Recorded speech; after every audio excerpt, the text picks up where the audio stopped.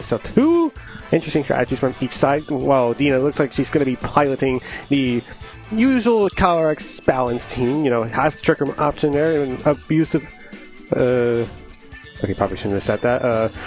Ways to take advantage of Amoonguss and Farigiraf in Trick Room, but with Josh's side, he's going to have to want to be able to have that stun at all times, because it's going to be able to power up that Raging Bolt. It's going to be powering up that Gouging Fire. It's going to power up that Volcarona with their Fire type attacks and Photosynthesis respectively, but Grappin also would just appreciate the stun nonetheless to power up his Heat Crash for itself.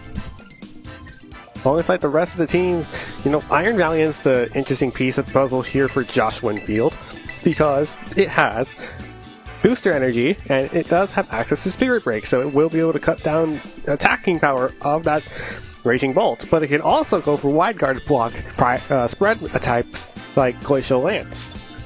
And if in a pinch, can go for Coaching to power up the Groudon or the Gouging Fire, or even the Chien-Pao should it need to.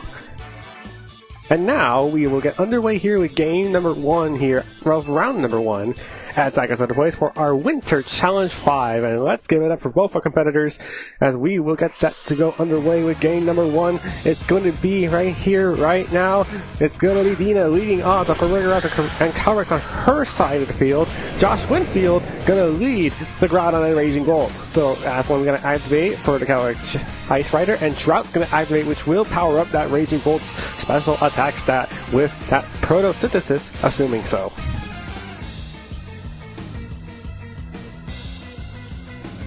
So, an interesting spot here for both these trainers as we come to see that Josh is already leading a bit aggressively against Dina's whole entire team. You know, Dina's team, her reliance on Trick Room is already apparent from this lead alone.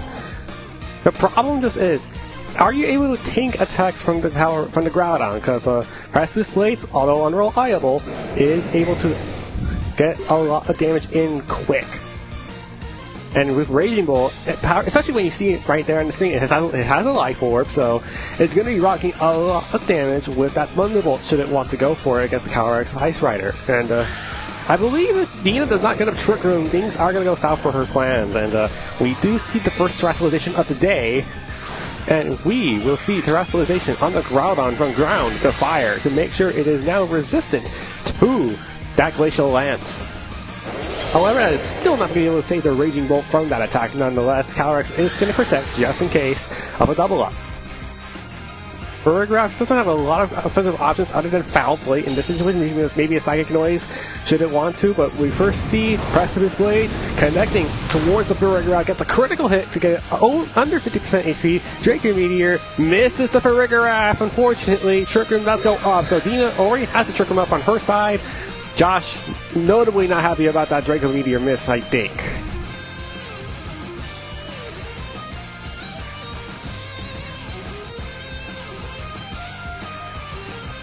And so the game plan now for Josh is like, how do you preserve your Pokemon to get out of this Trick Room? Because Volcarona, one of your best answers to the Calyrex Ice Rider, you know, resisting both High Horsepower and Glacial Lance, or to Close Combat, because there is notable move slot selection, syndrome there.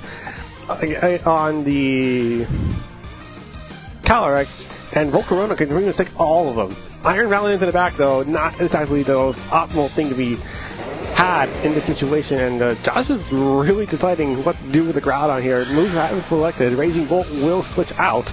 In comes the Volcarona from Josh to make sure the Raging Bolt stays safe while Volcarona soaks up some hits. Helping Hand comes up from Dina's Farigiraf to help her Calyrex Ice Rider do a lot more damage than normal. It's going to be the Close Combat into the Groudon. Doesn't even do half even with the Helping Hand boost. And it's going to lower Calyrex's defense each by 1. High Horsepower going to connect on the Calyrex, so it's not doing a lot of damage, even with the defense drop.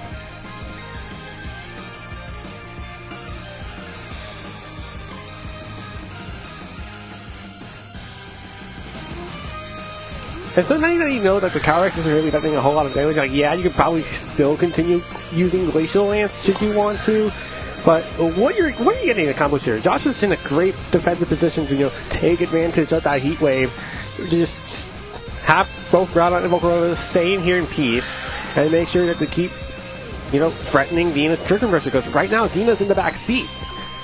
Her offensive pressure isn't really threatening the offense and defense that Josh has. That's the issue right now, and something has to change, and yeah, Calyrex has to switch out. It's not doing damage. Amoonguss is coming in, so while it is going to love being in Trigger Room, it's going to have to find a way to utilize that Trigger Room with 2 turns left. Foul play. Lands up at the Groudon. Does decent damage. Volcarona will miss the Will-O-Wisp, but I don't think that's too important against this Amoonguss, especially with another high horsepower landing on it. Not doing a whole lot of damage. Same damage that maybe Calyrex took, and a bit of Rocky Helmet damage in return from that Amoonguss. And so, 1 turn left of Trick Room for Dina. And so this could be the moment Josh just decides to go in and switch, try to take a knockout, but at the same time, you have to worry about Amoonguss going for Spore this turn. Because with Amoonguss being the fastest thing in the field at the current moment, you have to know how does Spore work against your team, because it's going to depend on who gets Spored. If Groudon gets Spored, that might not be the best thing for you. If Volcarona gets Spored, then you're turning off Will-O-Wisp, but you're also just making sure that that piece of interaction is most likely not to be played with, as we see the Spore does land on the Volcarona. Another foul play goes into the Groudon, and it will knock it out, but I don't think Josh minds it that much, because that allows either Raging Bolt or Iron Valiant to switch in its place. The one bad thing, though, you are going to lose Photosynthesis, because this... Oh, I thought this was the last turn of Sun and the last turn of Trigger. I miscounted that, so... Raging Bolt has 1 turn to potentially go for an attack, but that's just also leaving you open to the Amoonguss using that Spore. And as the Bolt switches in, it has to worry about how much, momentum should it lose here. So we do see there is 1 turn left of Trick Room, 1 turn of Sun. Dina takes the first knockout of the day, but can she do more? And I think the answer might not be immediately, because when you look at how much damage she's offering at the table, is not a lot at the moment. Her best damage from what we saw was that Calyrex Ice Rider, and without it, your offense is kind of lacking. Outside of a couple of times, kind of like Rocky Helmet and a foul play here. Pervergraph going to swap out into the Calyrex to potentially reposition it into a better spot against something like the Thunderbolt.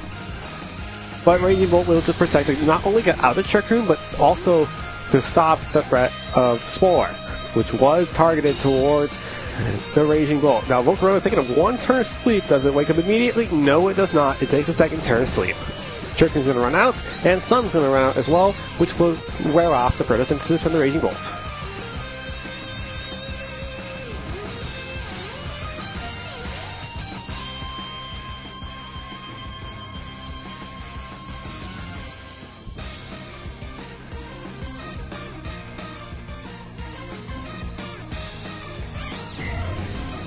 And so now Dina's in an interesting spot in this turn, because you need to trick him up again just to get Calyrex up and running with the Speed War, and also benefit the Amoonguss' goals as well. But now we see the Iron Valiant switching in for the Raging Bolt on Josh's side of the field, and that will activate that booster energy to promote its Quartz Drive ability to boost its speed, which won't be great into Trick Room, as we do see Dina terrestrialize the Calyrex Ice Rider. Her Terra choice is Fire, which not only resists Heat Wave, but prevents Will-O-Wisp from burning it.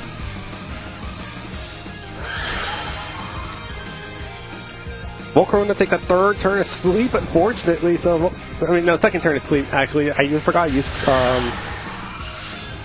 Rage Powder the 1st turn, as we're going to see Iron Valiant take half damage from that Glacial Lance, and Amoonguss goes for the Pollen Puff to heal Calyrex back to full.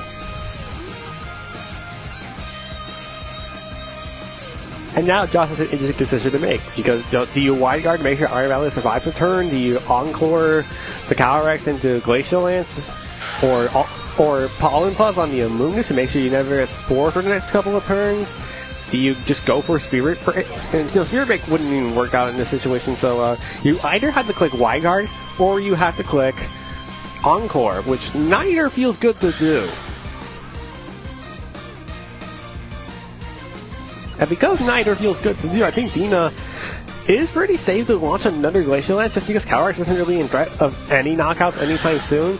And yes, it does make sense for the Amoonguss to load Rage Powder, not only just in case of Encore, but also to make sure that if Iron Valiant is to use Spirit Break, it's going to take continuous damage from the Rocky Helmet, as Amoonguss has to continue using Rage Powder for the next couple of turns, and there is the third turn of Sleep from Volcarona.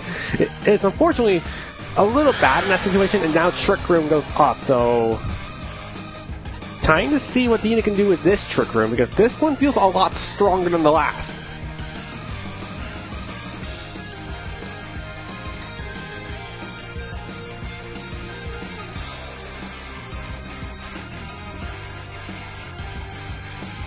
And the reason this is a stronger Trick Room than the last one is you don't have to worry about the Terrafire Groundhog anymore, although you do have to worry about Wide Guard for the next foreseeable future. And Amoonguss is stuck using Rage Powder, so whatever Volcarona does is going to get redirected if it's single target, like that Will-O-Wisp. There's probably going to be another Heat Wave coming out here. Dina does correctly call the Wide Guard here with the close combat, but because Iron Valley is a Fairy type, it's not doing a whole lot of damage and does survive another turn. Volcarona does get to wake up this turn because it took the maximum amount of sleep turns it could possibly take. Heat Wave double connects, it knocks out Amoonguss, Calyrex doesn't mind it.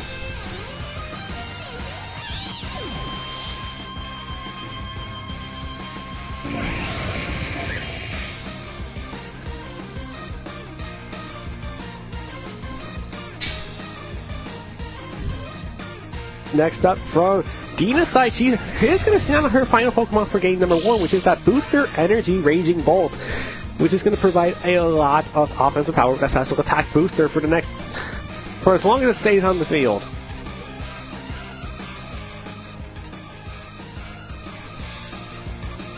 And with that Raging Bolt, it is threatening a knockout towards every bit of Pokemon that Josh has for the rest of the game, because Thunderbolt is going to knock out the Iron Valiant.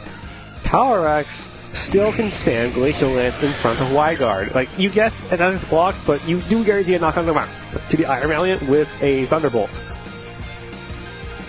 Or you can also go Draco Meteor into the Volcarona to make sure that it doesn't, stay on the field for too long, and so you just put yourself into a situation where, nothing feels good for me to click, and yeah, Josh is not comfortable clicking any of its moves right now, as Dina elects to switch out her Calyrex for the Farigiraf once again. Volcarona switching out from Josh's side of the field for his Raging Bolt to return, so if that's Draco Meteor into that slot, that will be a one-hit knockout, but I presume it's going to be a Thunderbolt into the Iron Valiant, and it is, which means Wide Guard is no longer on the table. It is now a 2 versus 3, and I still think Dina's in a fantastic position, to have that Calyrex finish the game for her side of the field. Volcarona will come back once again for Josh.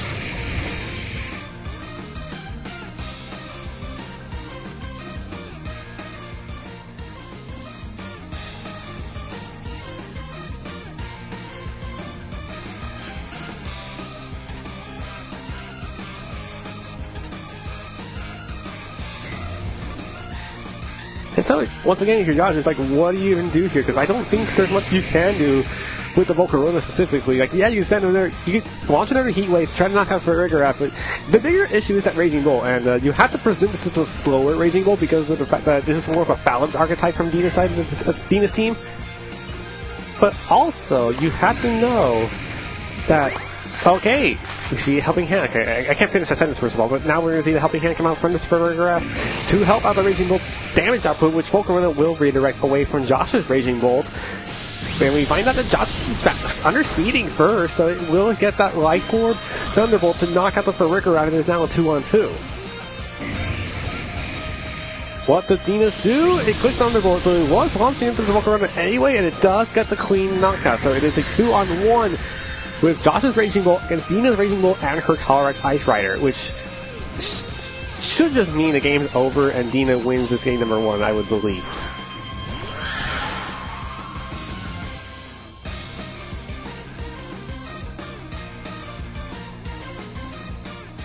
One turn to let the Trick Room left, so if Josh wishes to play out of Trick Room, this could be an option where he can just get back into the game, and, well, it's going to depend on a couple of things. Both these Raging Bolts are running Draco Meteor, so the only feasible way Joshua can win game number 1 is if his Draco Meteor knocks out Calyrex somehow by a critical hit, more than likely, and have Dina's Raging Bolt miss 2 straight Draco Meteors, which I don't know if it's going to be possible.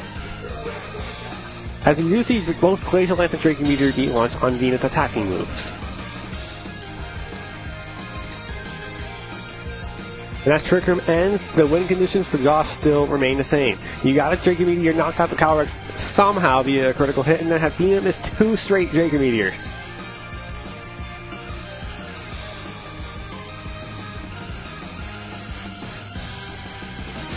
And neither happens as Draco Meteor from Dina's Raging Bolt connects onto Josh's side, and that ends game number 1, and Dina will win it.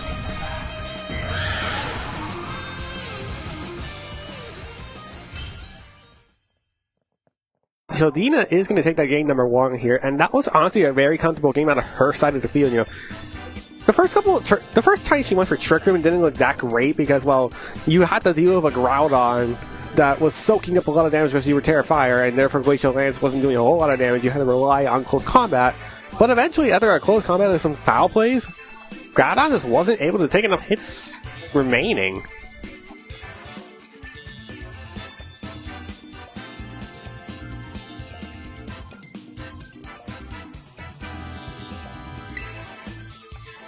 And now, if you're Josh's side of the field, you have to know now, you have to be aggressive whenever you can, because I think a lot of what went wrong was that it wasn't that Trick Room was your undoing, it was more so you were outpositioned for a good majority of the battle, you know. Perhaps there were a couple situations where you could have just went for Precipice Blaze here and there, but the problem really was just not having enough damage against Calyrex Ice Rider. And then when you did have the damage, it was just too late to come back from.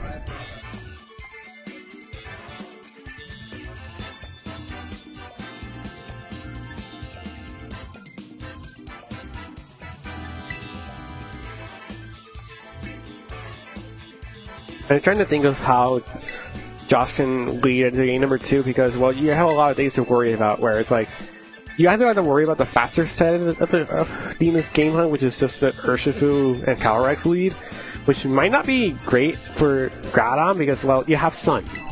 Sun can deal with Surging Strikes pretty well and effectively. So, it's just like, do you want to lead the Gouging Fire or the Chen Bow? Because I don't know if you necessarily have to, like, play hard in the trick. And, like, Volcarona definitely suits this game. I don't think the Iron Valley did much of anything because, like, yes, it did click a wide guard, but eventually the wide guard just ended up meaning nothing. To the point of where, okay, I can just start hitting on the Glacial Lance, and because you were able to hit Glacial Lance and close combat onto the Iron Valiant, you were eventually just able to knock it out, making sure it was really doing nothing. And yeah, timer heading down, and let's see what's going to happen for this game number 2 between Josh Winfield and Dina Ibrahim.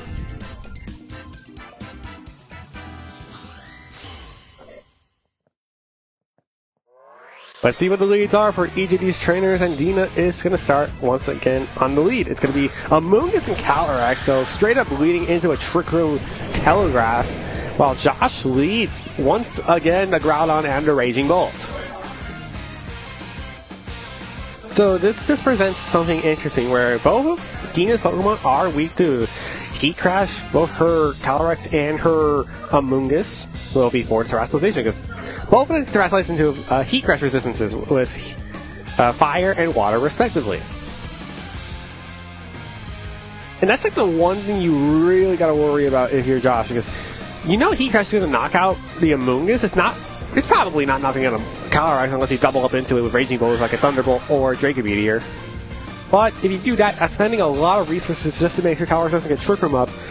However, it might be worth it in the end. It might be, because as long as Trick Room doesn't get up, you don't really lose a lot of momentum, because as long as you're dictating the advantage, you are in fabulous control. Oh, hold on a minute. Terra Electric Thunderbolt might not be the worst option either, because you do now become neutral to Glacial Lance, and you do get a power up from not only Photosynthesis, not only Life Orb, but now Terrestrialization as well.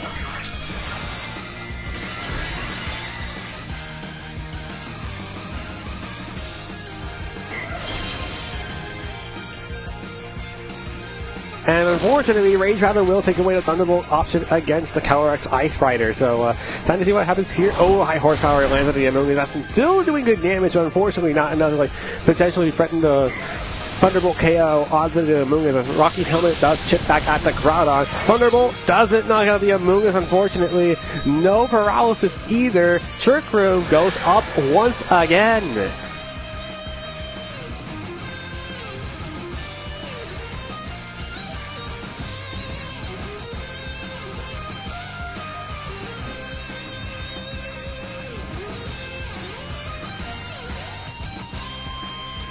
Now this is a terrible position for Josh because whatever Pokemon you're using to attack might just be put to sleep from Spore, but also both are in threat of the Glacial Lance because Groudon cannot terrestrialize to fire anymore from that electric terrestrialization that the Raging Bolt just used.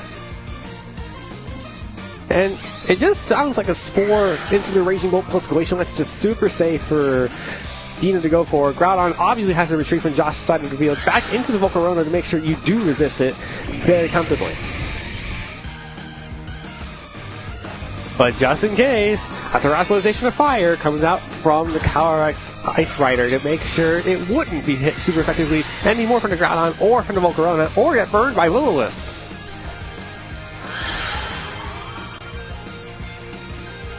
And Raging Bolt protects accordingly, just to make sure the Amoonguss doesn't Spore immediately. But did Spore go into the Raging Bolt? Yes, it did. It did go into the Raging Bolt.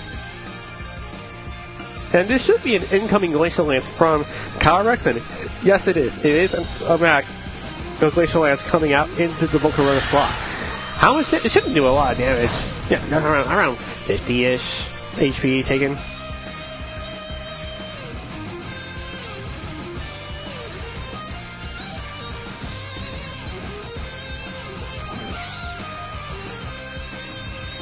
And you're still in the same spot as the last turn because you had to worry about Spore, you have to worry about Glacial Lance. You know, nothing's resisting it other than Volcarona, and I believe now Volcarona is the prime target for a Spore this coming side.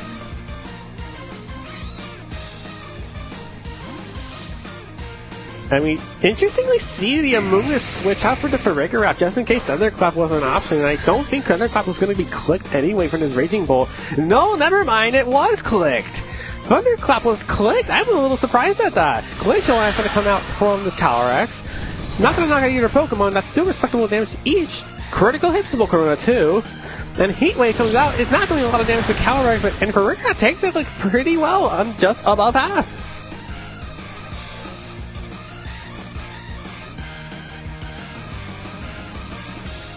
Two turns left to Trick Room for Dina. And now I'm getting word that Psychic Noise plus Glacial Lance is now enough to knock out the Volcarona, and now Josh has to switch out again. This is just a switch fest. Iron Valiant going to be revealed to be the last Pokemon from Josh for game number 2. And unfortunately, the booster energy for the Quark Drive Speed isn't exactly going to be helpful right now.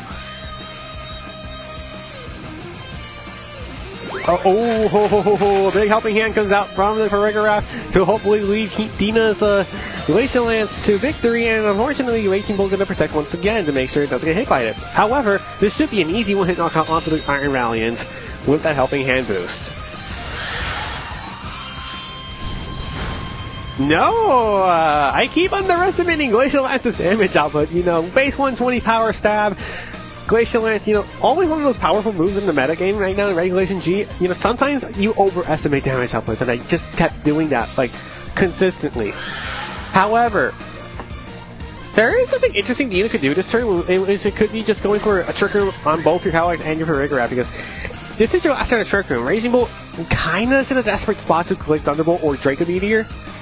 Or it could just double protect to potentially get out of the Trick Room. And I think an interesting play that Dina could do is to click Trick Room on both her Pokemon to reset Trick Room.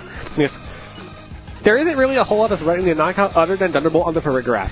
And if you double switch, like Josh is doing right now, that could be the easiest punish for a double Trick Room, but I don't think that's going to be necessarily what's going to be happening. I think it's going to be another Glacial Lance plus Psychic Noise onto whatever slot Farigiraf chooses to go into. And Volcarona switches in for the Raging Bolt slot, and Groudon switches in for the Iron Valiant slot. So, unfortunately, this means a couple things. First of all, if Glacial Lance was clicked, not yet, but it will be Psychic Noise under the Assault Vest Groudon, so it's going to take it pretty decently.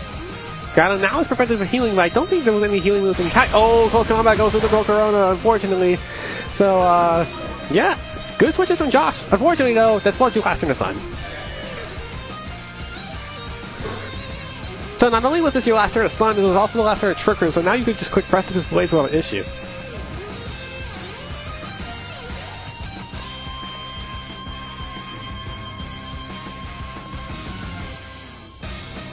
There's only a low HP Amoonguss left for Dina's side. That's the only public information that we know of.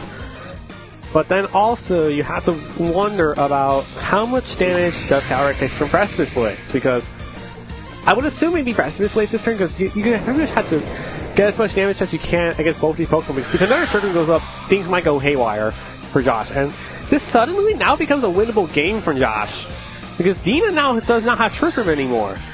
Oh, no Precipice Blaze comes out, and Ferreira does survive the high horsepower, but it will not take a Heat Wave in combination, so unless the Calyrex went for Trick Room, this is looking pretty good for Josh. Glacial Lance comes out. I think it's like double knockout, actually. Yeah, it is! And a double knockout, so both Corona and Groudon each go down. And that is a Chilling Day boost for a sharp boost of the attack stat.